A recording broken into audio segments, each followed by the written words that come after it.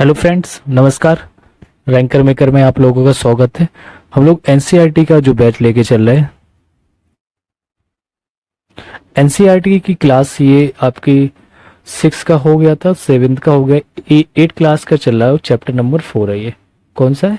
Chapter number 4 पे हम लोग आ गए हैं और चैप्टर का नाम है आपका आदिवासी, दिकू और एक स्वर्ण युग की कल्पना। तो आज इस चैप्टर में हम देखेंगे क्लास 8 का चैप्टर नंबर 4। चैनल पर कोई अगर नया है तो चैनल को लाइक कर लें, सब्सक्राइब करें। और एनसीईआरटी देखिए मोस्ट कंपलसरी, अगर यूपीएससी की प्रिपरेशन करनी है आपको तो यहाँ पे विद क्वेश्चन आंसर के हम डिस्कस करते हैं। जो भी आपके लास्ट में क्वेश्चन दे रहे थे वो भी सारी चीजें। अगर किसी ने अगर वीडियो पुराने नहीं देखे तो क्लास 6 का एनसीईआरटी सीक्वेंस से सारी प्लेलिस्ट में वीडियो पढ़े हैं। क्लास 7 का भी पढ़ा और क्लास 8 का ये हिस्ट्री का टॉपिक है। वैसे हम लोग हिस्ट्री को अभी सॉल्व कर रहे हैं। किसको चला रहे हैं? हिस्ट्री को चला रहे हैं और इसके बाद कोई अदर सब्जेक्ट को उठाएंगे। तो हिस्ट्री के एनसीईआरटी में चलिए देखते हैं। आज हम लोग चैप्टर नंबर 4 लिखा है कि आदिवासी, दीकू और एक स्वर्ण युग की कल्पना के बारे में देखना है। क्या होता है कि 1895 1895 में बिरसा नाम के एक आदमी की, आपने सुना होगा बिरसा मुंडा की कहानी इसमें आएगी। तो 1895 में बिरसा नाम का एक आदमी जो झारखंड के छोटा नागपुर के जिलों के जंगलों और गांवों में घूमते देखा गया था। लोग कहते थे कि उसके पास चमत्कारी शक्तियां हैं। अब पता नहीं थी या नहीं है, चलिए बात करते हैं। वह सारी बीमारियां दूर कर सकता था और अनाज की छोटी सी ढेरी को कई गुना बढ़ा देता था। मतलब छोटा तो आप एक मुट्ठी भर अनाज लिए उसको ढेर सारा कर देता था। तो कहीं ना कहीं चमत्कारी शक्तियां ही होंगी। बिरसा ने खुद यह ऐलान कर दिया था कि उसे भगवान ने लोगों की रक्षा और उनको दिकुओं, भगवान ने किसके लिए? उनको रक्षा और दिकुओं मतलब बाहरी लोगों की गुलामी से आजाद कराने के लिए भेजा है। कुछ समय के भीतर हजारों लोग बिरसा के पीछे चलने लगे और वे उसे भगवान मानते थे। उन्हें यकीन था कि वह उनकी समस्याएं दूर करने आया था। लोगों को भी यकीन होने लगा था कि कहीं जब इतनी चमत्कारी शक्तियां दिखा रहे हैं तो कहीं ना कहीं वो भगवान ने ही भेजे होंगे और उनकी समस्याओं को हल करने आया। तो बिरसा का जन्म की अगर बात करें तो बिरसा का जन्म एक मुंडा परिवार में हुआ था, इसलिए इनको बिरसा मुंडा कहा जाता है। मुंडा एक जनजातीय समूह था, ये भी ध्यान रखना है ना, जो छोटा नागपुर में रहता है। बिरसा के समर्थकों में इलाके के दूसरे आदिवासी, संथाल और उरांव भी शामिल थे। ये सभी अपने आसपास आ रहे बदलावों और अंग्रेज शासन के कारण पैदा हो रही समस्याओं से बेचैन थे। उनकी परिचित जीवन पद्धति नष्ट होती दिखाई दे रही थी, आजीविका खतरे में थी और धर्म छिन्न हो रहा था। बिरसा किन समस्याओं को हल करना चाहता था? तो जिन्हें दीकू कहा जा रहा था, दीकू किसको? तो जो बाहरी लोग थे ना, तो जिन्हें दीकू कहा जा रहा था वे बाहरी लोग कौन थे? ठीक है, दीकू किसको कहा गया? तो बाहरी लोगों को। तो वे कौन थे? तो उन्होंने इलाके के लोगों को गुलाम कैसे लिया था। अंग्रेजों के राज में आदिवासियों के साथ क्या हो रहा था, आदिवासियों का जीवन किस तरह बदल रहा था। इस अध्याय में एक ऐसे ही कुछ सवालों पर हम विचार करेंगे और इस कहानी को समझते हैं आगे क्या होता है। पिक्चर आपको बाद में दिखाएंगे, पहले रीड कर लेते हैं। पिछले साल आपने आदिवासी समाजों के बारे में पढ़ा था। ज्यादातर जो कबीलों के रीति रिवाज और रस्में ब्राह्मणों द्वारा निर्धारित रीति रिवाजों और रस्मों में से बहुत अलग थी। तो इन समाजों में से एक गहरे सामाजिक भेद भी नहीं थे जो जाति पर आधारित समाजों में दिखाई देते थे। एक कबीले के सारे लोग, तो एक जो कबीले के सारे लोग एक साथ रहते थे उसको कुटुंब बांधनों में बंधे होते थे, उसी को कुटुंब कहा जाता था। कबीले के लोगों को कुटुंब परिवार जैसे बोलते ना, एक साथ रहते, तो कुटुंब के बंधनों में बंधे होते थे। लेकिन इसका यह मतलब भी नहीं है कि आदिवासियों के बीच कोई आर्थिक और सामाजिक फर्क नहीं था। होगा, सामाजिक फर्क थे भी, आर्थिक भी फर्क थे। चलिए देखते हैं, पहले साइड से पिक्चर देखते हैं। ये उड़ीसा के डोंगरिया कंद कबीले की महिलाएं हैं जो बाजार जाते हुए नदी से गुजर रही हैं। देखिए भैया, ऐसे महिलाएं गुजर रही हैं और कुछ ये ले जा रही हैं बाजार में बेचने के लिए ले जा रही होंगी। बाजार लगता हुआ, हाट लगता हुआ कहीं वहां पे, तो ये उड़ीसा में है। चलिए नेक्स्ट पेज पे देखते हैं। जनजातीय समूह किस तरह जीते थे तो उनके बारे में देखते हैं। तो 19वीं सदी तक देश में विभिन्न भागों में आदिवासी तरह तरह की गतिविधियों में सक्रिय हो गए थे। कब? ये 19वीं सदी तक। कुछ झूम खेती करते थे, झूम खेती जिसको हम शिफ्टिंग एग्रीकल्चर कहते हैं। तो ये शिफ्टिंग एग्रीकल्चर भी लोग करते रहते हैं, है ना। इसको झूम कृषि भी कहा जाता है, शिफ्टिंग एग्रीकल्चर कहा जाता है और रे कृषि कहा जाता है ना। और ढेर सारे इसके नाम है, देखिए अलग अलग एरिया में अलग अलग नाम है। श्रीलंका में इसको कुछ और कहा जाता है, मध्य प्रदेश में कुछ और कहा जाता है। एक टाइप से नेगेटिव एग्रीकल्चर अगर हम बात करें, जैसे इसमें क्या करते क्या, ये लोग जंगलों को काट के और वहाँ पे 2-4 साल खेती करेंगे, फिर नई जगह जाएंगे, फिर इसको जंगल को काट के साफ करेंगे, फिर वहाँ पे वो जला देते हैं। तो यहाँ से एक तरीके से कहीं ना कहीं ये एनवायरमेंट का हरास ही कर रहे हैं। चलिए देखते हैं कुछ झूम खेती करते थे तो झूम खेती देखते हैं। इनमें से कुछ समुदाय झूम खेती करते थे। झूम खेती घूमतू खेती को कहा जाता है। एक वर्ड और मिला आपको, घूमतू, जो मेरे मुंह पे नहीं आ रहा तो आप यहाँ देख लें। घूमतू मतलब घूम घूम कर, मतलब 2-4 साल यहाँ रहे, फिर और कहीं गए, फिर और कहीं गए, ऐसे। तो इस तरह की खेती अधिकांशतः जंगलों में छोटे छोटे भूखंडों पर की जाती थी। ये लोग जमीन तक धूप लाने के लिए पेड़ों के ऊपरी हिस्से काट देते थे और जमीन पर उगी घास फूस जलाकर साफ कर देते थे। तो जैसे ऊपर से पेड़ नहीं होते, जैसे मान लीजिए कोई पेड़ लगा है और ये ऐसा झलारदार पेड़ है, तो इसके ये सारी चीजें काट देंगे क्योंकि धूप यहाँ आ जाए, और यहाँ जो घास आस थी उसको ये जलाकर एक क्या बना लेते, फील्ड बना लेते थे, खेत बना लेते थे। तो ये लोग जमीन तक धूप लाने के लिए पेड़ों के ऊपरी हिस्से काट देते थे और जमीन पर उगी घास फूस लगाकर साफ कर देते थे। इसके बाद वे घास फूस के जलने पर पैदा हुई राख को खाली जमीन पर छिड़क देते थे। ये तो ठीक है। इस राख में जो पोटास होती थी जिससे मिट्टी उपजाऊ हो जाती थी, और कुल्हाड़ों से पेड़ों को काटते थे, कुल्हाड़ी जो होते, और कुदालों से जमीन की ऊपरी सतह को खुरच देते थे। किससे? कुदाल होता है मिट्टी खोदने के लिए, उससे ऊपरी जमीन को खरोच कर देंगे, हटा देंगे। वे खेतों को जोतने और बीज रोपने की बजाय उन्हें बस खेत में बिखेर देते थे। बोदना और जोतना नहीं आता था ना, बस बिखेर देते थे। जब एक बार फसल तैयार हो जाती थी तो उसे काटकर वे दूसरी जगह के लिए चल पड़ते थे। ठीक है। अब जहां से उन्होंने कभी फसल काटी थी वह जगह कई साल तक परती पर पड़ी रहती थी। फसल काट ली, अब वो परती के रूप में पड़ी रही। घुमतू किसान मुख्य रूप से पूर्वोत्तर, तो अभी वर्तमान में जो रहते हैं पूर्वोत्तर मध्य भारत की जो पर्वतीय व जंगली पट्टियों में ही रहते थे। इन आदिवासी समुदायों की जिंदगी जंगलों में बेरोक टोक आवाजाही और फसल उगाने के लिए जमीन और जंगलों के इस्पात पर आधारित थी। वे केवल इसी तरीके से घूमतू खेती कर सकते थे, घूम घूम कर, बताया ना, शिफ्टिंग एग्रीकल्चर कहते हैं इसको। तो कुछ शिकारी और संग्रह के बारे में अच्छा साइड से कुछ देख लेते हैं। यहाँ कुछ पत्ते आए। परती का मतलब होता है कुछ समय के लिए बिना खेती छोड़ दी जाने वाली जमीन, ताकि उसकी मिट्टी दोबारा उपजाऊ हो जाए। ठीक है। अब लेकिन हमारे यहाँ क्या चलता है, एग्रीकल्चर वो साइकिल चलता है कि मतलब आप इस बार मटर लगाए तो फिर गेहूं लगा दीजिए। उससे भी रहते हैं क्योंकि जो उसके न्यूट्रिएंट्स होते हैं वो कहीं ना कहीं एक दूसरी फसल से मिल जाते हैं। बट यहाँ पे परती को छोड़ देते थे। साल का मतलब होता है एक साल का एक पेड़ है बड़ा सा। महुआ मतलब एक फूल जिसे खाया जाता है या शराब बनाने के लिए इस्तेमाल किया जाता है। सब लोग जानते होंगे भैया महुआ। तो कुछ शिकारी और संग्राहक थे। तो कुछ शिकारी भी थे, संग्राहक भी थे, मतलब कलेक्टिव थे लोग, हंटर भी थे। बहुत सारे इलाकों में आदिवासी समूह पशुओं का शिकार करके और वन उत्पादकों को इकट्ठा करके अपना काम चलाते थे। वे जंगलों को अपने जिंदगी के लिए बहुत जरूरी मानते थे। तो उड़ीसा के जंगलों में रहने वाला गोंड समुदाय इसी तरह का एक समुदाय था। इस समुदाय के लोग टोलियां बनाकर शिकार पर निकलते थे और जो हाथ लगता उसे आपस में बांट लेते थे। मतलब एक साथ लोग जाते थे और शिकार करते थे, जो भी शिकार किया उसको आपस में बांट लेते थे। वे जंगलों से मिले फल और जड़ें खाते थे। खाना पकाने के लिए वे साल और महुआ के बीजों का, अभी बताया मैंने साल और महुआ क्या था, साल और महुआ के बीजों का इस्तेमाल करते थे। इलाज के लिए वे बहुत सारी जंगली जड़ी बूटियों का इस्तेमाल करते थे और जंगलों से इकट्ठा हुई चीजों को स्थानीय बाजारों में बेच देते थे। जब भी स्थानीय बुनकरों और चमड़ा कारीगरों को कपड़े और चमड़े की रंगाई के लिए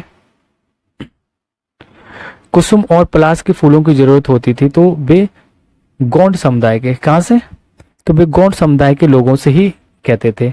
इन समुदायों को चावल और अन्य अनाज कहाँ से मिलते थे ये भी बताना मैं।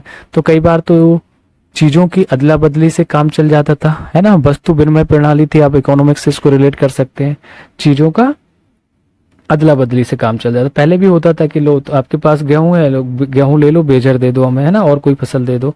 वे अपनी कीमती वन उत्पादकों के बदले जरूरती चीजों को ले लेते थे। कई बार उन्हें जरूरी चीजें खरीदने के लिए अपनी मुट्ठी भर आमदनी का सहारा लेना पड़ता था। है ना, जो भी आमदनी हो उसी से पैसे से खरीदना। उनमें से कई लोग आसपास के गांव में नौकरी भी करते थे। तो कुछ टाइम पे भी लोग आसपास के गांव में क्या कर रहे थे, नौकरी करते थे। कोई बोझ ढोता था तो कोई सड़क के निर्माण कार्यों में नौकरी करता था। कई आदिवासी खेत मजदूर थे, खेतों में काम करते थे। ठीक है। जब वन उत्पाद कम पड़ जाते थे तो आदिवासियों को मजदूरी के लिए ज्यादा भटकना पड़ता था। जब वन उत्पादन जैसे मतलब कम पड़ रहे हैं तो इधर उधर काम करने के लिए जाएंगे, जीवन तो अपना व्यतीत करना ही है।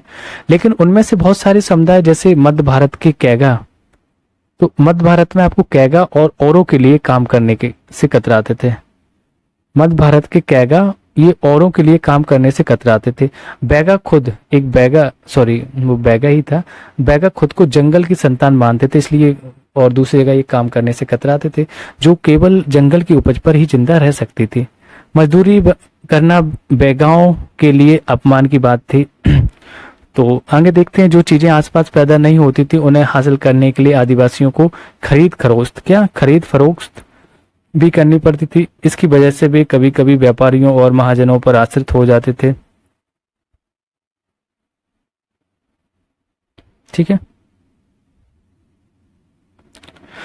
व्यापारी बेचने की जो चीजें लेकर आते थे, व्यापारी बेचने की जो चीजें लेकर आते थे भारी कीमत पर चीजें बेचते थे। सूदखोर मतलब महाजन है, सूदखोर है, वे भी आदिवासियों को कर्जा देते थे, लेकिन उसका ब्याज बहुत ज्यादा होता था। इस तरह बाजार और वाणिज्य ने आदिवासियों को कर्ज और गरीबी में ढकेल दिया। लिहाजा वे महाजनों और व्यापारियों को भारी शैतान और अपनी सारी मुसीबतों की जड़ मानने लगे थे। इस वजह से आदिवासी, क्या आपको देखेंगे 1857 की क्रांति के टाइम पे हमारे जो भी भारतवासी थे सबको, आदिवासी भी उसी में आ जाएंगे, तो सबको कहीं ना कहीं महाजनों बहुत ऊंचे दर पे ब्याज देते थे। तो इस वजह से फिर वो लोग पहले जब 1857 की क्रांति शुरू होती तो पहले वो साहूकार ये आदि और इनको जो व्यापारी महाजनों को ही पहले टारगेट बनाते हैं। ऐसे इनने भी सोचा कि हमारा भी मेन जड़ यही है। कुछ जानवर पालते थे, तो बहुत सारे आदिवासी समूह जानवर पालकर अपनी जिंदगी चलाते थे। वे चरवाहे थे जो मौसम के हिसाब से मवेशियों या भेड़ों के रेवड़ लेकर यहाँ से वहां जाते थे। रेवड़ मतलब वो भीड़ होता है, ठीक, मवेशियों की रेवड़ या भीड़ को लेकर यहाँ से वहां जाते थे। जब एक जगह घास खत्म हो जाती थी तो वे दूसरे इलाके में चले जाते थे। पंजाब के पहाड़ों में रहने वाले वन गुज्जर आंध्र प्रदेश के लावड़िया और समुदाय गाय भैंस के झुंड पालते थे। कुल्लू के गद्दी समुदाय थे कि लोग गड़हरिये थे। और कश्मीर के बकरवाल, ये देखो जनजातियां पूछी जाती हैं। जो कश्मीर के बकरवाल बकरियां पालते थे। अगले साल इतिहास की पाठ्यपुस्तक में हम आपके इनके बारे में और विस्तार से बताएंगे। उसने कहा है ये एनसीईआरटी का पैटर्न देखिए, आगे फिर आपको और विस्तार से बताएंगे। क्लास के अकॉर्डिंग बताया जाता है कैपेसिटी आपकी कितनी होगी। कुछ साइड से था कि नहीं। हाँ, ये देखो भारत का नक्शा है। अब जो नाम आए उनको एक बार देख लेते हैं। नीचे लिखा है कि भारत में कुछ आदिवासी समुदायों के इलाके हैं। तो अभी आपको देखो बताएगा, ऊपर से देखते हैं। जो गड्डी वन गुज्जार, ये देखो आपके कहाँ, हिमाचल प्रदेश मतलब कुल्लू साइड थे। भोटिया उत्तराखंड उत्तर प्रदेश के बीच में पड़ जाएगा। सहारिया ये राजस्थान, भील राजस्थान। बान गुज्जर राठवा ये गुजरात में। बैगान बंजारा गोंड ये आपके मध्य प्रदेश में। बंजारा महाराष्ट्र में। कोवा बंजारा गोंड ये आपके आंध्र प्रदेश साइड में पड़ जाएगा, है ना। फिर नीचे सबसे जाएंगे माला इरूलर ये आपका केरल में। बेगास मारिया, और हम यहाँ पे बेगास मारिया और गोंड की बात करेंगे छत्तीसगढ़ में आ जाएंगे। संथाल मुंडा और उरांव, संथाल मुंडा उरांव ये आपके बिहार में आ जाएगा। नहीं, बिहार के नीचे कौन सा, झारखंड में आ जाएगा। ठीक है। फिर यहाँ पे पराजा, बोंडा, कंडा, कोवा, सरोवा, गोंड ये उड़ीसा साइड में आ जाएगा आपका। ओके। इधर पूर्वांचल में आएंगे तो अपाटानी निसी, नहीं पूर्वांचल पूर्वोत्तर में आएंगे तो अपाटानी निसी आपके अरुणाचल प्रदेश में आ जाएगा। ठीक है। नागा की बात करेंगे तो नागालैंड में। खासी, नागा, खासी, गारो ये आप जो असम है, अरुणाचल प्रदेश असम में आ जाएगा, ऐसे बोलेंगे। रियांग आपका त्रिपुरा में आ जाएगा। ये सारी जनजातियां यहाँ पे थे। ठीक है। नीचे थोड़ा सा और देख लेंगे, यहाँ पे एक जनजाति और देगी आपकी जारवाज। जारवाज अंडमान निकोबार में आ जाती है। ठीक है, चलिए आगे देखते हैं। तो शिकार का वक्त, बुआई का वक्त, नए खेतों में जाने का वक्त, कौन सा वक्त कब रहता था इसके बारे में देखते हैं। क्या आपने कभी इस बात पर ध्यान दिया है कि विभिन्न प्रकार के समाजों में रहने वाले लोगों की काम और समय के बारे में समझदारी एक जैसी हो नहीं होती है। विभिन्न क्षेत्रों में रहने वाले घुमतू आदिवासी, कौन से आदिवासी भी है यहाँ पे, घुमतू आदिवासी की बात हो रही है, और शिकारियों की जिंदगी एक खास क्रम और मर्द औरत के बीच कामों में बंटवारे से चलती है। आपने देखा होगा मर्द औरत के बीच में काम बंटा रहता है, शिकारियों की जिंदगी अलग तरीके। तो ब्रिटिश मानव विज्ञानी बैरियर बैरियर एल्विन ने 1930 और 1940 के दशकों में कई साल मध्य भारत के बेगा और गोंड, कौन सा, मध्य भारत के बेगा और गोंड अभी हम लोगों ने देखा, समुदायों के बीच बिताए थे। एल्विन द्वारा लिखित निम्नलिखित अंशों को पढ़कर इस समय क्रम को और कामों को बंटवारे को समझा जा सकता है। तो वे लिखते हैं कि कौन लिख रहा है, ये बैरियर एल्विन लिखते हैं। कहाँ रहे थे ये, तो ये आपके मध्य भारत में बैगा जनजातियों के बीच में, खैडो जनजातियों के समूह में ही रहे थे। तो इन्होंने लिखा है कि चैत में औरतें, चैत का समय चल ही रहा है, चैत में औरतें इकट्ठा करने और बच्चे गुच्चे ढूंढों को काटने जाती थी। तो ध्यान देखना कि क्या कह रहा है, बच्चे हैं या गुच्चे हैं, सब ढूंढों को काटने जाते थे फसल के, वो ईंधन के रूप में। पुरुष बड़े पेड़ों को काटते थे और शिकार पर जाते थे। शिकार पूरे चांद के समय पूर्व से शुरू होता था, है ना। शिकार के लिए बांस के फंदों का इस्तेमाल किया जाता था। थोड़ा सा बड़ा कर लेते हैं, उसको हम अंडरलाइन करते रहेंगे। तो शिकार के लिए किसके, बांस के फंदों का इस्तेमाल किया जाता था, करते थे। औरतें सागो, इमली और मशरूम, कुकुरमुत्ता जो होता है, ठीक है, आदि फल बीन कर लाती थी। बैगा औरतें या तो केवल जड़ें या कई इकट्ठी करती थी, या वो महुआ के बीजों को इकट्ठे करती थी। और मध्य भारत के आदिवासियों में बैगाओं को सबसे अच्छा शिकारी माना जाता था। बैसाख में जंगलों को जलाया जाता था। औरतें अधजली लकड़ियों को ईंधन के लिए बीन लेती थी। आदमी शिकार पर जाते रहते थे लेकिन गांव से दूर नहीं जाते थे, ध्यान देना। ये जेठ में बुआई होती थी, ये बिल्कुल हिंदी के वर्ड हैं, देखो 12 माह आपको हिंदी के याद करने रहेंगे। जेठ में बुआई होती थी और शिकार चलता रहता था। आषाढ़ से भादों तक मर्द खेतों में काम करते थे, ध्यान देखिए। कुआर में क्या, कुआर में फलियां आने लगती थी और कार्तिक गुटकी में पक जाती थी।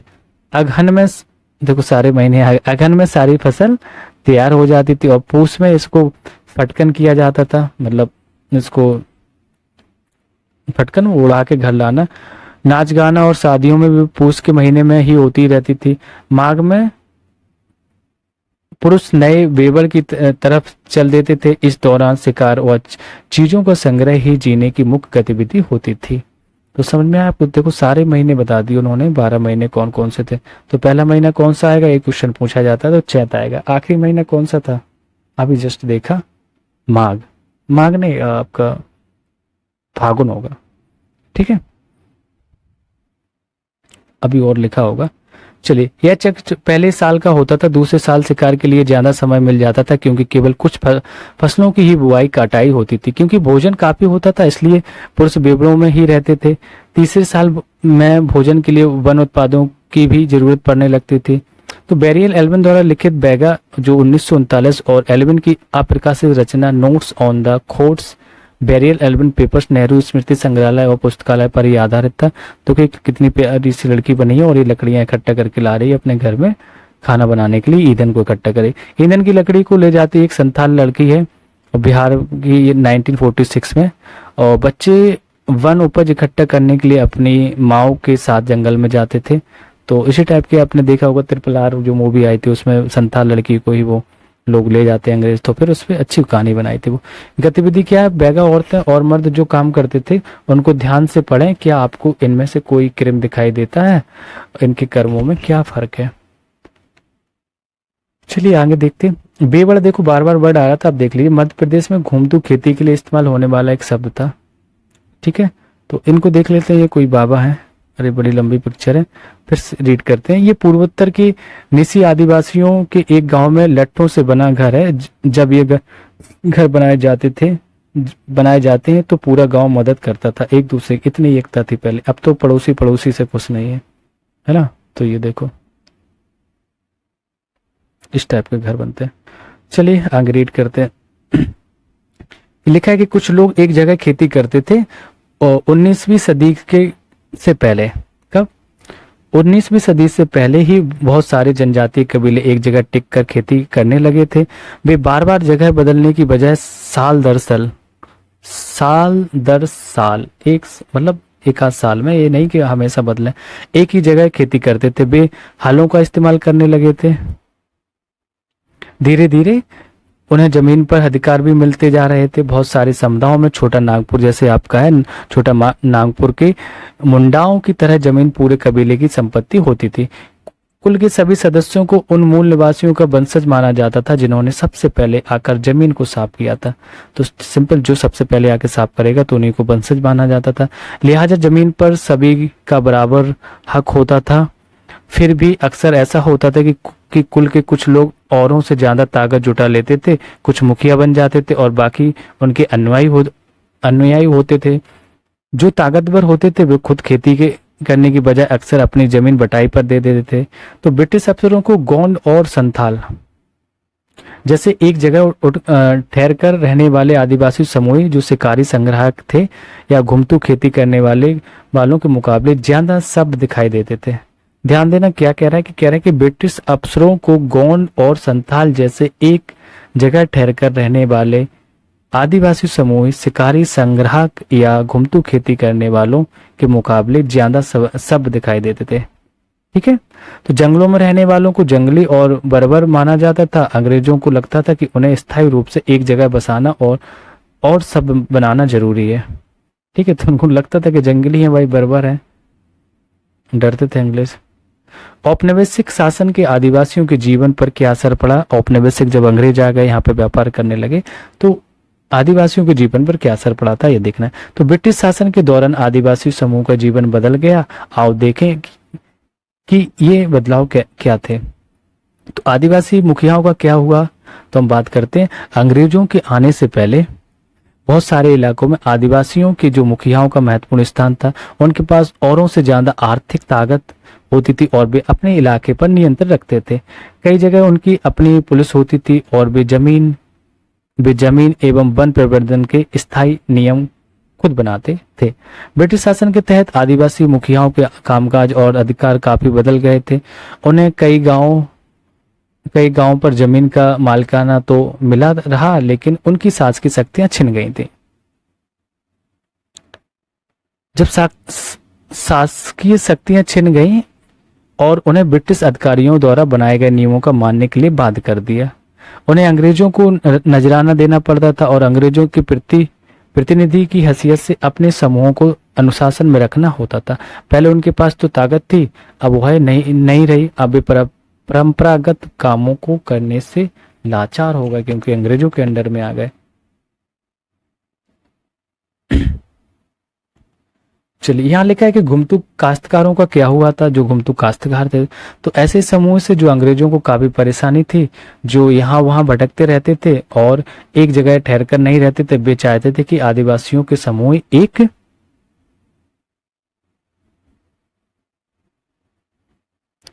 एक जगह स्थायी रूप से रहकर खेती करे। तो स्थायी रूप से एक जगह रहने वाले किसानों को नियंत्रित करना आसान था और अंग्रेज अपने शासन के लिए आमदनी का नियमित स्रोत भी चाहते थे। तो फलस्वरूप उन्होंने जमीन के बारे में कुछ नियम लागू कर दिए। उन्होंने जमीन को माप कर प्रत्येक व्यक्ति का हिस्सा तय कर दिया। ये ध्यान देना। उन्होंने यह भी तय कर दिया कि किसे कितना लगान देना होगा। कुछ किसानों को भूस्वामी और दूसरों को पट्टेदार घोषित किया।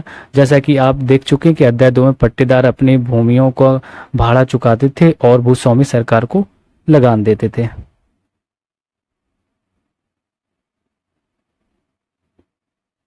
तो झूम काश्तकारों को स्थायी रूप से बसाने की अंग्रेजों की कोशिश बहुत कायम नहीं रही। जहां पानी कम हो और मिट्टी सूखी हो वहां हलों से खेती करने आसान नहीं होता था, बल्कि हलों की मदद से खेती करने वाले झूम काश्तकारों अक्सर नुकसान ही होगा क्योंकि उनके खेत अच्छी उपज नहीं दे पाते थे। इसलिए पूर्वोत्तर राज्यों कि झूम काश्तकार इस बात पर अड़े रहे कि उन्हें परंपरागत ढंग से ही जीने दिया जाए। व्यापक विरोध के फलस्वरूप अंग्रेजों को आखिरकार उनकी बात माननी पड़ी और ऐसे कबीलों को जंगल के कुछ हिस्सों में घूमतू खेती की छूट दे दी गई थी। देखो कुछ लोग नहीं माने थे, हाँ नहीं हो रहा था, सही बात है, उनका वो पुराना पैटर्न। तो देख लेते हैं, ये देखो एक ये जंगल को साफ करके ये ऊपर से मैंने बताया पत्तों को काट देंगे कि धूप नीचे तक आए और घास का मैदान उसको साफ करेंगे। तो ये आपका गुजरात के एक जंगल में खेती करती भील औरतें हैं। घूमतू खेती गुजरात के बहुत सारे वन क्षेत्रों में अभी भी जारी है। आप देख सकते हैं कि यहाँ पेड़ों को काट दिया गया और खेती के लिए जमीन साफ कर दी गई। देखो ये हो गया, अभी यहाँ पे खेती कर रहे हैं।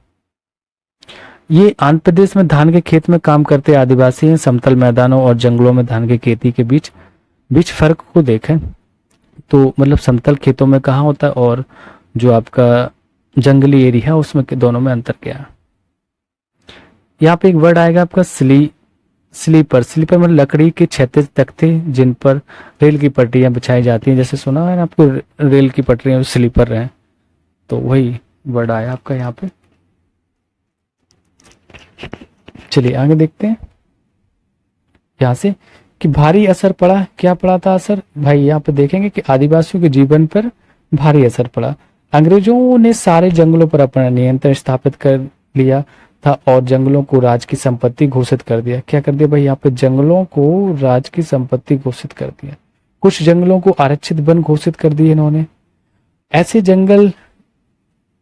जंगल थे जहां अंग्रेजों की जरूरतों के लिए इमारती लकड़ी पैदा होती थी। इन जंगलों में लोगों को स्वतंत्र रूप से घूमने, है ना, झूम खेती करने, फल इकट्ठा करने या पशुओं का शिकार करने की इजाजत नहीं होती थी। ऐसी सूरत में झूम काश्तकार किस तरह जिंदा रह सकते थे, इसलिए उनमें से बहुतों को काम और रोजगार की तलाश में मजबूरन दूसरे इलाकों में जाना पड़ा था। ठीक है, अब वहां पे पाबंदी लगा दी, वर्जित कर दिया गया, तो कहाँ से वो लगेंगे। जैसे ही अंग्रेजों ने जंगलों के भीतर आदिवासियों के रहने पर पाबंदी लगा दी तो उनके सामने एक समस्या पैदा हो गई। समस्या यह थी कि रेलवे स्लीपर्स के लिए पेड़ काटने और लकड़ी को एक जगह से दूसरी जगह ले जाने के लिए मजदूरों का इंतजाम कहाँ से किया जाए। तो औपनिवेशिक अधिकारियों ने इसका भी एक हल ढूंढ निकाला। उन्होंने तय किया कि झूम काश्तकारों को जंगल में जमीन के छोटे टुकड़े दिए जाएंगे और उन्हें वहां खेती करने की भी छूट होगी, बशर्ते गांव में रहने वालों को वन विभाग के लिए मजदूरी करनी होगी और जंगलों की देखभाल करनी होगी। तो ये गांव वाले जंगलों की देखभाल करेंगे।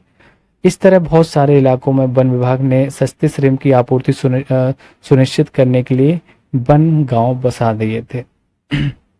तो अंग्रेजों के इस देश में जीना कितना कठिन था, अब इसके बारे में बात करते हैं। दरअसल ये बात है 1930 के दशक में। 1930 के दशक में बैरियर एल्विन, फिर से वही राइटर है, बैरियर एल्विन के ने मध्य भारत में रहने वाले बैगा आदिवासियों के इलाकों का दौरा किया था। एल्विन इन लोगों के रीति रिवाज, उनकी कला और लोक संस्कृति को जानना चाहते थे। उन्होंने बैगाओं के बहुत सारे गीत इकट्ठे किए जिनमें से इस बात पर शिकायत की गई कि अंग्रेजों के शासन में बैगा कितने बुरे दौर से गुजर रहे थे। तो उन्होंने सीधा सीधा लिखा है, बताया कि उस टाइम पे बैगा जनजाति पे क्या इफेक्ट था। उन्होंने लिखा कि अंग्रेजों के इस देश में जीना कितना मुश्किल, जमींदार बैठा है गांव में, दरवाजे में कोतवाल और बगीचों में पटवारी, खेतों में सरकार। अंग्रेजों को इस देश में जीना कितना है मुश्किल। पशु कर अदा करने के लिए बेचते हैं गाय, तो भैंस बेचते हैं जंगल कर के लिए। सब बेचे जा रहा है। बैलों को बेचकर अदा करते हैं लगान। भोजन पाए कहाँ से अंग्रेजों के इस देश में। बढ़िया बात रखी इन्होंने। ये आपके बैरियर एल्विन एवं Somrao Hivale songs of the Maikal, ये इन्होंने इससे लिया है। पेज नंबर इसमें 316 से उद्धृत है ये। तो बहुत सारे आदिवासी समूह ने औपनिवेशिक वन कानून का विरोध भी किया था, क्योंकि विरोध नहीं करेंगे तो वो कहाँ पे खेती करेंगे, क्या करेंगे। उन्होंने नए नियमों का पालन करने से इनकार कर दिया और उन्हीं तौर तरीकों से चलते रहे जिन्हें सरकार गैर कानूनी घोषित कर चुकी थी। तो कई बार उन्होंने खुलेआम बगावत भी कर दी। और 1906 में 1906 में संगमा द्वारा असम में और 1930 के दशकों में मध्य भारत में हुए वन सत्याग्रह इसी तरह के विद्रोह थे। तो ध्यान देना, कब 1906 में सोंग्राम मतलब संगमा द्वारा असम में, और 1930 के दशक में मध्य भारत में हुआ ये वन सत्याग्रह इसी तरह के ये विद्रोह थे, इन्होंने विद्रोह किया था। व्यापार की समस्या के लिए बात करते तो 19वीं शताब्दी में, कब 19वीं शताब्दी के दौरान जनजातीय समूह ने पाया कि व्यापारी और महाजन जंगलों में जल्दी जल्दी आने लगे। कब 19वीं शताब्दी में क्या देखा कि व्यापारी और महाजन, कौन कौन भैया, व्यापारी और महाजन जंगलों में जल्दी जल्दी आने लगे। वे वन उपज खरीदने, नगद कर्जा देने और आदिवासियों को मजदूरी पर रखने के लिए आ रहे थे। इन सारे बदलावों से क्या असर पड़ने वाले हैं, यह समझने में आदिवासियों को कुछ समय लगा। यह समझने के लिए आइए रेशम उत्पादकों की स्थिति को देखें। तो रेशम उत्पादकों की अगर बात करेंगे तो 18वीं सदी में भारतीय रेशम की यूरोपीय बाजारों में भारी मांग थी। तो आप लोगों ने देखा था कि यहाँ पे बहुत सारी मांगे थी और दूसरे जो जगह मतलब सस्ता यहाँ मिल जाता था, ले जाते तो फिर वहां से कपड़े बना के यहाँ भी बेचते थे महंगे महंगे। तो भारतीय रेशम की अच्छी गुणवत्ता सबको आकर्षित करती थी और भारत का निर्यात तेजी से बढ़ रहा था। जैसे जैसे बाजार फैला, ईस्ट इंडिया कंपनी के अफसर हैं जो इस मांग को पूरा करने के लिए रेशम उत्पादन पर जोर देने लगे कि उनको प्रॉफिट भी हो रहा था, तो रेशम के लिए उनको उत्पादन भी बढ़ाना है। तो वर्तमान झारखंड की अगर हम बात करेंगे, वर्तमान झारखंड में स्थित हजारीबाग के आसपास रहने वाले संथाल रेशम, कौन सा, संथाल रेशम के कीड़े पालते थे। जो संथाल थे रेशम के कीड़े पालते थे। रेशम के व्यापारी अपने एजेंटों को भेजकर आदिवासियों को कर्जे देते थे और उनके क्रिम कोषों को इकट्ठा कर लेते थे। 1000 क्रिम कोषों के लिए 3-4 रुपए मिलते थे। इसके बाद इन क्रिम कोषों को बर्धमान या हम गया भेज देते थे। कहाँ पे भेजते थे, ध्यान देना, बर्धमान या गया भेज दिया जाता था, जहां उन्हें 5 गुना कीमत पर बेचा जाता था। निर्यातकों और रेशम उत्पादकों के बीच कड़ी का काम करने वाले बिचौलियों को जमकर मुनाफा होता था। रेशम उत्पादकों को बहुत मामूली फायदा मिलता था। स्वाभाविक है कि बहुत सारे आदिवासी समुदाय बाजार और व्यापारियों को अपना सबसे बड़ा दुश्मन मानने लगे थे। तो साइड में कुछ देख लेते हैं, ऊपर कुछ था तो नहीं, ये हो गया था, एक पिक्चर दी गई है। गुदारा औरतें बुनाई करती हुई, ये गुदारा औरतें हैं इस टाइप की, आप देख लीजिए भैया, ये बुनाई कर रही हैं, है ना। फिर ये पिक्चर लगी है कि आपकी चटाई बुनती हुई एक हाजग औरतों के लिए घरेलू काम जो सिर्फ घर तक ही सीमित नहीं था, वे खेतों और कारखानों में भी अपने बच्चों के साथ लेकर जाती थी और काम करती थी। एक पिक्चर और देख सकते हो, देखो ये कुछ खोद खाद के ला रहे हैं, अब देख लें, बिहार के कोयला खने के 1948 में कोयला खोद के ला रहे हैं यहाँ से। 1900 दशक के यहाँ साइड से देखना कि 1900 दशक में बिहार की झारिया, तो ध्यान देना कि झारिया किसके लिए, आपका झारिया और रानीगंज ये कोयला खदानों को काम करने वाले लगभग 50% खनिक आदिवासी थे। अंधेरी और दम घोटू खदानों की गहराई में काम करना न केवल शरीर को तोड़ता था बल्कि यह खतरनाक था, वह अक्सर सचमुच जान ले लेता था। 1920 के दशक में देश की कोयला खदानों में हर साल 2000 से ज्यादा मजदूर मारे जाते थे। देखो ये पिक्चर है, खदान से लेके आ रहे हैं। काम की तलाश के बारे में बात करते हैं। काम की तलाश क्या थी, तो काम की तलाश में घर से दूर जाने वाले आदिवासियों की दशा तो और भी खराब थी। 19वीं सदी की अगर हम बात करेंगे, कब कि आपके जो 19वीं सदी के आखिर से ही चाय बागान फैलने लगे थे और खनन उद्योग भी एक महत्वपूर्ण उद्योग बन गया था। तो कौन सा, चाय बागान भाई फैलने लगे, तो यहाँ से जो खनन उद्योग भी एक महत्वपूर्ण उद्योग बन गया। असम के चाय बागानों और झारखंड के कोयला खदानों में काम करने के लिए आदिवासियों को बड़ी संख्या में भर्ती किया गया।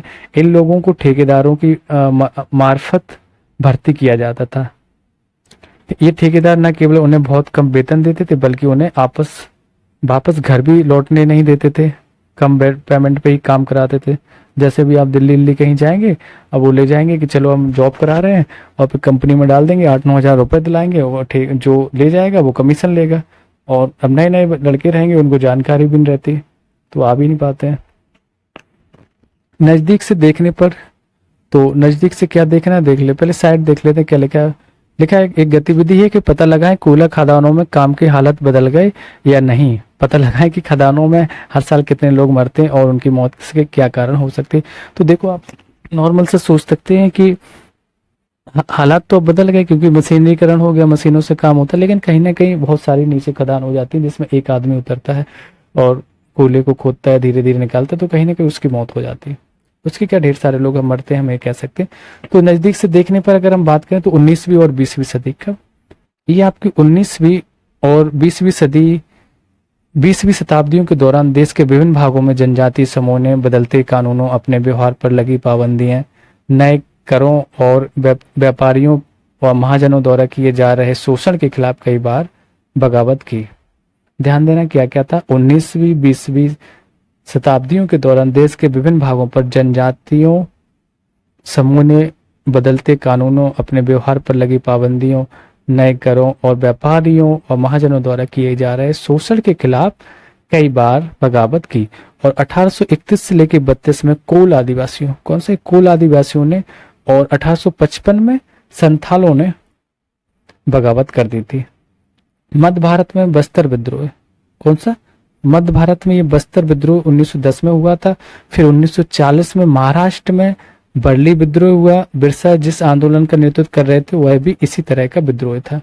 तो देखो ये विद्रोह पूछे जाते हैं तो आपको ध्यान देना है कहाँ कहाँ कौन सा हुआ। 1855 में संथालों का बगावत हुआ, मध्य भारत में बस्तर विद्रोह 1910 में हुआ, और 1940 में आपका महाराष्ट्र में बरली विद्रोह हुआ। और इसी तरह के विद्रोहों से आपके बिरसा भी जुड़े हुए थे। अब बात करते हैं बिरसा मुंडा के बारे में। एक पूरा स्टेटमेंट रहेगा बिरसा मुंडा के ऊपर। तो बिरसा मुंडा का जन्म की अगर बात करें तो 1870 में हुआ था इनका जन्म। 1870 के दशक में मध्य में हुआ था। इनके पिता गरीब थे और बिरसा का बचपन भेड़ बकरियां चराते, बांसुरी बजाते और स्थानीय अखाड़ों में नाचते गाते बीता था। एक टाइप से भगवान कृष्ण की तरह ये इनके कृतियां थी। उनकी परवरिश मुख्य रूप से बोहोडा के आसपास के जंगलों में हुई थी। गरीबी से लाचार बिरसा के पिता को काम की तलाश में जगह जगह भटकना पड़ता था। लड़कपन में ही बिरसा ने अतीत में हुए मुंडा विद्रोह की कहानी सुन ली थी और उन्होंने कई बार समुदायों के सरदारों, मुखियाओं को विद्रोह का आह्वान करते देखा था। तो बिरसा के समुदाय के लोग ऐसे स्वर्ण युग की बात किया करते थे जब मुंडा लोग दिकुओं के उत्पीड़न से पूरी तरह आजाद थे। किससे? दिकुओं के उत्पीड़न से पूरी, मतलब बाहरी लोगों के उत्पादन से पूरी तरह से आजाद थे। तो सरदारों का कहना था कि एक बार फिर उनके समुदाय के परंपरागत अधिकार बहाल हो जाएंगे। वे खुद को इलाके के रूप के मूल निवासियों का वंशज मानते थे और अपनी जमीन की लड़ाई, मतलब मुल्क की लड़ाई, जमीन की लड़ाई के मतलब यहाँ पे मुल्क की लड़ाई थी, मुल्क की लड़ाई लड़ रहे थे। वे लोगों को याद दिलाते थे कि उन्हें अपना साम्राज्य वापस पाना है। बिरसा स्थानीय मिशनरी स्कूल में जाने लगे। ठीक है, तो एक मिशनरी स्कूल था, वहां पे जाने लगे। उन्हें मिशनरियों के उपदेश सुनने का मौका मिला। वहां भी उन्होंने यही सुना कि मुंडा समुदाय स्वर्ग का साम्राज्य हासिल कर सकता। देखो यहाँ से इन्होंने चीजें सुनी थी कि क्या मुंडा समुदाय जो स्वर्ग का साम्राज्य हासिल कर सकता है और अपने खोए हुए अधिकार वापस पा सकता है अगर वे अच्छे ईसाई बन जाएं और अपनी खराब आदतें छोड़ दें। ये बात थी। आप मिशनरी स्कूलों में जाओगे तो यही मिलेगा। उनका कहना था कि अगर आप अच्छे ईसाई बन जाएंगे और अपनी खराब आदतें छोड़ दें तो आप एक अच्छा स्वर्ग का साम्राज्य हासिल कर लेंगे। हो सकता है बाद में बिरसा ने एक जाने माने वैष्णव धर्म प्रचारक के साथ भी कुछ समय बिताया। अब तो कौन से थे वो, उनको बारे में बात करते तो बाद में बिरसा ने क्या एक जाने माने वैष्णव धर्म प्रचारक के साथ भी कुछ समय बिताया। उन्होंने जनेऊ धारण किया और शुद्धता और दया पर जोर देने लगे अपनी किशोर अवस्था में। तो जब वो किशोर अवस्था था, देखो यहाँ पे शुद्धता पे और उन्होंने जोर देने लगे। और फिर यहाँ पे अपनी किशोर अवस्था में इन्होंने बिरसा जिन विचारों के संपर्क में आए उनसे वह काफी गहरे तौर पर प्रभावित थे। तो बिरसा का आंदोलन आदिवासी समाज को सुधारने का आंदोलन था। क्या था कि इनका आंदोलन जो था आदिवासी समाज को सुधारने का आंदोलन था। उन्होंने मुंडाओं से आहन किया कि वे शराब पीना छोड़ दें, गांवों को साफ रखें और डायन व जादू टोने में विश्वास न करें। ये देखो, इन्होंने यहाँ पे आहन किया था अपने समाज में कि आप लोग क्या करें, शराब पीना, हम तो कहते हैं आज की डेट में ये सबको छोड़ देना चाहिए, शराब पीना छोड़ दें, गांव को साफ रखें, डायन और जादू टोने से विश्वास न करें। यहाँ ध्यान देने वाली बात यह है कि बिरसा ने मिशनरियों और हिंदू जमींदारों का भी लगातार विरोध किया था। ठीक है, मिशनरी और हिंदू जमींदारों को लगातार विरोध किया था। वह इन्हें बाहर का मानते थे जो मुंडा जीवन शैली को नष्ट कर रहे थे। फिर 1895 की बात करते हैं। 1895 में बिरसा ने अपने अनुयायियों से आहन किया कि वे अपने गौरवपूर्ण अतीत को पुनर्जीवित करने के लिए संकल्प लें। वह अतीत के एक ऐसे स्वर्ण युग या सतयुग की बात करें, स्वर्ण युग मतलब सतयुग की चर्चा करते थे जब मुंडा लोग अच्छा जीवन जीते थे। तो तटबंध बनाते थे, कुदरती झरनों को नियंत्रित करते थे, पेड़ और बाग लगाते थे, पेट पालने के लिए खेती करते थे। और उस काल्पनिक युग में मुंडा अपने बिरादरों और रिश्तेदारों का खून नहीं बहाते थे, वे ईमानदारी से जीते थे। बिरसा चाहते कि लोग एक बार फिर अपनी जमीन पर खेती करें, एक जगह टिक कर रहें और अपने खेतों में काम करें। तो एकता की भावना थी बिरसा मुंडा के अंदर। अंग्रेजों को बिरसा आंदोलन के राजनीतिक उद्देश्यों से बहुत ज्यादा परेशानी थी। वह आंदोलन मिशनरियों और महाजनों, हिंदू भूस्वामियों और सरकार को बाहर निकालकर बिरसा के नेतृत्व में मुंडा राज स्थापित करना चाहता था। ठीक है, तो यही नहीं कि अंग्रेजी थे, वहां पे मिशनरी थे, महाजन थे, हिंदू भूस्वामी थे, सभी के खिलाफ था उनका आंदोलन। देख लेते हैं कुछ साइड से। हाँ, एक वर्ड आया था वैष्णव। वैष्णव मतलब विष्णु की पूजा करने वाले वैष्णव कहलाते थे। ऊपर कुछ लिखा था, इसमें लिखा था लहू लोहान मेरे कंधे। तो मतलब मुंडा आदिवासियों के गीतों में उनके कष्ट झलकते हैं। हाय कोहिलू के बैल की तरह मैं, मतलब हमेशा काम करते रहना। लहू लोहान मेरे कंधे, जमींदार के दूत दिन और रात करते हैं मुझे परेशान। बड़बड़ाता हूं मैं यही दिन और रात, हाय यही मेरी हालत। नहीं है मेरा कोई ठिकाना, नहीं है मेरी कोई खुशियां। ये के.एस. सिंह, बिरसा मुंडा एंड इन्होंने ये मूवमेंट्स की लिखा था यहाँ पे।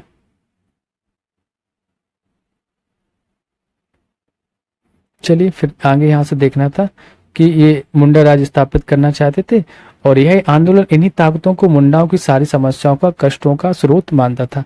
तो अंग्रेजों की जो भूनीतियां उनकी परंपरागत भूमि व्यवस्था को नष्ट कर रही थी। आपने देखा था हिंदू भूस्वामी और जो महाजन थे वो क्या कर रहे थे, उनकी जमीन छीनते जा रहे थे और मिशनरी उनकी परंपरागत संस्कृति की आलोचना करते थे।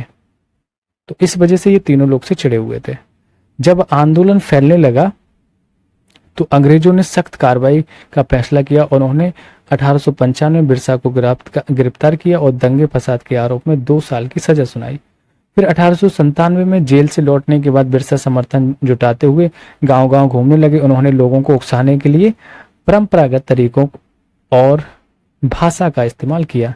वे आह्वान कर रहे थे कि उनके नेतृत्व में साम्राज्य की स्थापना के लिए रावणों मतलब दीकू और यूरोपियों को तबाह कर देते। दीकू मतलब बाहर के लोगों को, यूरोपियों को तबाह कर दें।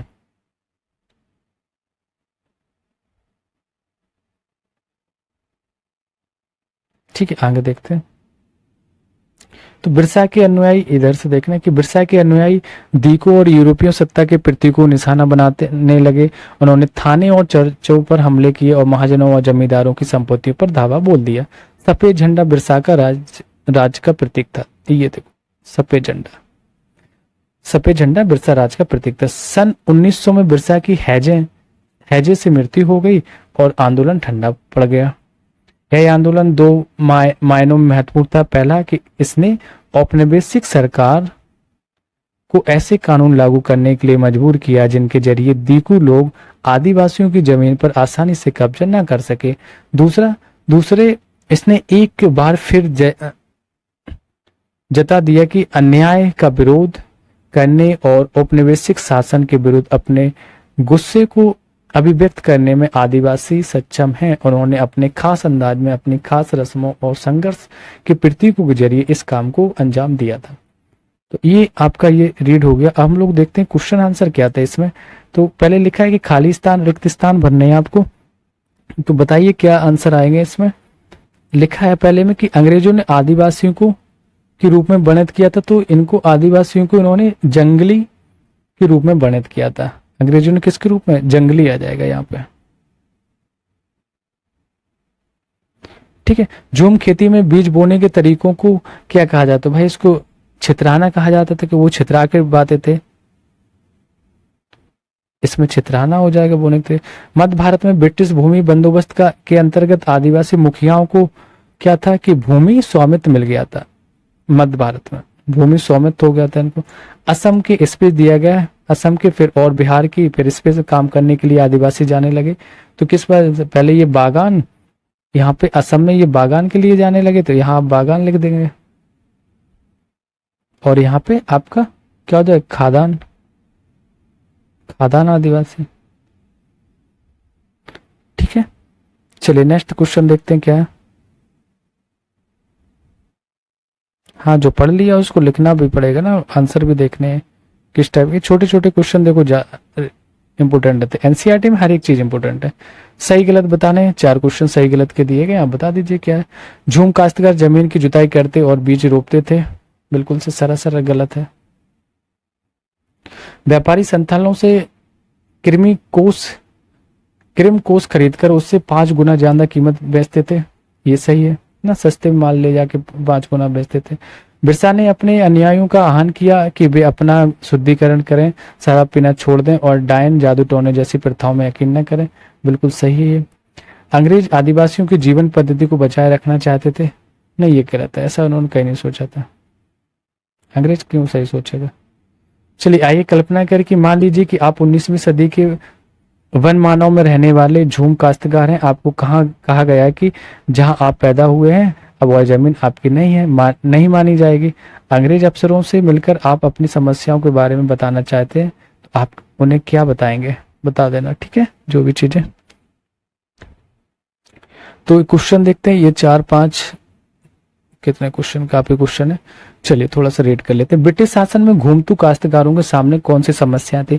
तो घूमतू काश्तकारों की अगर हम समस्याओं की बात करें तो उनके पास जो समस्याएं थी, इनके पास समस्या जो थी, अब 3-4 पॉइंट में आप लिख सकते हैं। उन्होंने जमीन को माप कर प्रति एक व्यक्ति का हिस्सा तय कर दिया था। उन्होंने यह भी तय कर दिया कि किसे कितना लगान देना होगा।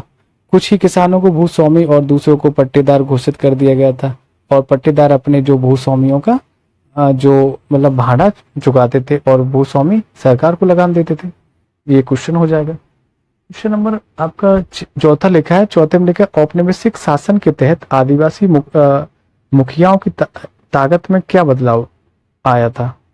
तो औपनिवेशिक जो शासन के तहत आदिवासी मुखिया की ताकत में क्या बदलाव आया ये देखते हैं।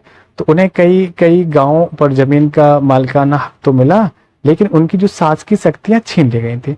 उन्हें ब्रिटिश अधिकारियों द्वारा बनाए गए नियमों को मानने के लिए बाध्य कर दिया गया था, ऐसे बोल सकते हैं। उन्हें अंग्रेजों को जो नजराना देना पड़ता था और अंग्रेजों के प्रतिनिधि की हैसियत से अपने समूह को अनुशासन में रखना होता था। तो ये सारे पॉइंट थे, और भी 1-2 पॉइंट जैसे बोल सकते हैं कि पहले जो उनके पास जो ताकत थी अब वो नहीं रही थी, और परंपरागत कर्मों को करने के लिए लाचार हो गए थे, जो भी काम करना उन्हें। क्वेश्चन नंबर 5 लिखा है कि आपका 5 में लिखा है कि दिकुओं से आदिवासी के गुस्से के क्या कारण थे। तो आदिवासी के जो अपने आसपास आ रहे बदलाव और अंग्रेज शासन के कारण पैदा हो रही समस्याओं से वो बेचैन थे। उनकी जो परिचित जीवन पद्धति नष्ट हो दिखाई दे रही थी, उनकी जो आजीविका खतरे में थी, उनके धर्म छिन्न भिन्न हो रहे थे, ऐसे बोल सकते हैं। नेक्स्ट क्वेश्चन लिखा है, क्वेश्चन नंबर 6 में लिखा है कि बिरसा की कल्पना युग में स्वर्ण युग किस तरह का था। आपकी राय में ये कल्पना लोगों को इतनी आकर्षक क्यों लग रही थी। तो विश्व स्वर्ण युग, अगर आंसर की हम बात करें तो विश्व स्वर्ण युग जैसे मतलब सतयुग की चर्चा करते थे, जिसमें मुंडा लोग अच्छा जीवन जीते थे, तटबंध बनाते थे, पेड़ और बाग लगाते थे, पेड़ का जो पेट पालने के लिए खेती करते थे, और कुदरती जो झरनों को नियंत्रण करते थे। बिरसा चाहते थे कि लोग एक बार फिर अपनी जमीन पर खेती करें और एक जगह टिक कर रहें, ये ऐसी सोच इनकी थी, और वे अपनी ही खेती पर काम करें। तो ये उनके विचार थे। उस काल्पनिक युग में मुंडा अपनी बिरादरियों और रिश्तेदारों का खून नहीं बहाए और भी ईमानदारी से जिए थे। तो ये क्वेश्चन थे आपके, और देखते हैं आगे हैं क्या। आइए करके देखें, तो उसमें सोच के आपको बताना पड़ता है, तो आप बता सकते हैं। अगर हम वन लाइन में क्वेश्चन थोड़े और डिस्कस करेंगे, झूम खेती के 3 नाम बताएं, तो बेबड़ हो गई, घुमतू हो गई, कर्तन हो गई। बिरसा कब गिरफ्तार किया, तो 1895 में, ये सीधे फैक्ट बनाएंगे। बिरसा का जन्म कब हुआ, तो 1870 में हुआ था। बिरसा का जन्म किस जनजाति समूह में हुआ था, तो मुंडा जनजाति। बिरसा की मृत्यु कब और कैसे हुई, सन 1900 में बिरसा की मृत्यु हुई थी। ठीक है, और भी सारे क्वेश्चंस हैं, तो बट ये आपको एक अलग से सेशन लेके आएंगे, उसमें बताएंगे।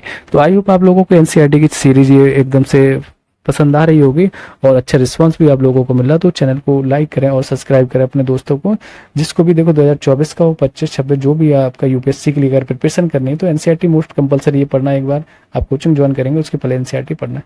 तो जुड़े रह जाए जुड़े रहे रैंकर मेकर के साथ, और चैनल को लाइक करें, सब्सक्राइब करें। मिलते हैं नेक्स्ट क्लास में। नमस्ते।